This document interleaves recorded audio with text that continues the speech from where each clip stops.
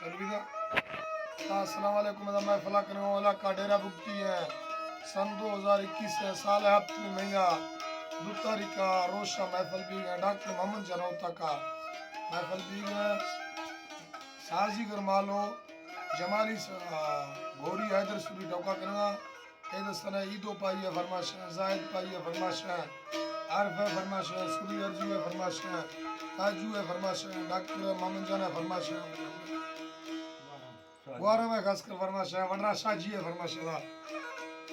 हर चीज मैं फलवज तो उसको अलग अलग के सलाम अल्लाह सब का खुश करा।